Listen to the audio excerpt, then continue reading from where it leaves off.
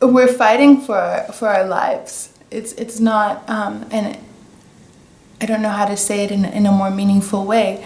When you realize that the very thing that you are made up of, the thing that you are born in, and the thing that you need to survive, right? This water is being threatened in such a horrible way. And when you realize that this body of water is the only body of water that people in Standing Rock Sioux tribe have, it's an important issue. If something were to happen, if that oil were to leak, it would go downstream away from the white communities that didn't want it to begin with, and it would directly hit the indigenous communities. We've already suffered so much, and we deserve to live now.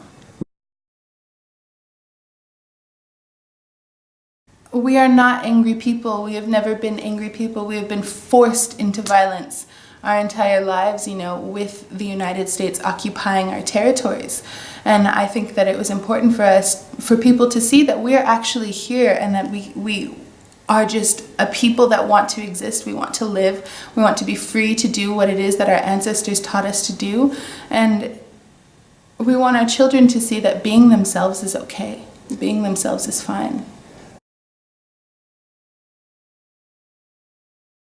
Yeah, the youth were actually the ones that started the entire movement. They ran across the United States to tell President Obama that they didn't want a pipeline in their backyard. And when he didn't listen and they realized that no one was going to support them in the White House, they ran back home. They met with their elders. They said, "This is what we're doing. We want to fight for our futures. With your permission, we'd like the ability to do this." The elders, of course, said, "We're tired. We've been doing this our whole lives. Please take up the mantle. We're sorry that you have to do it now and for this reason, but please take up the mantle and fight for your futures." And the youth did.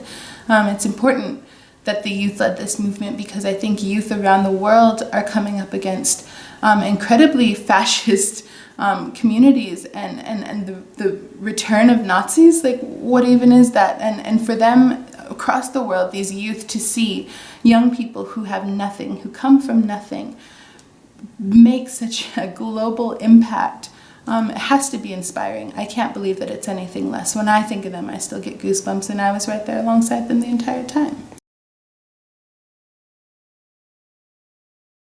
I've sent a lot of messages to Donald Trump, but I hate him more than anybody. And I think, to Donald Trump, he should be warned that he is treading on soil that is not his. He lives on a land that is not his own. It is not a land, despite what he may think, that can be bought or that can be owned. And there will be a reckoning for people like Donald Trump and all the things that he has done. And I would just hope that he wouldn't be so foolish as to think that he isn't going to pay at some point for everything that he's purveyed upon the people.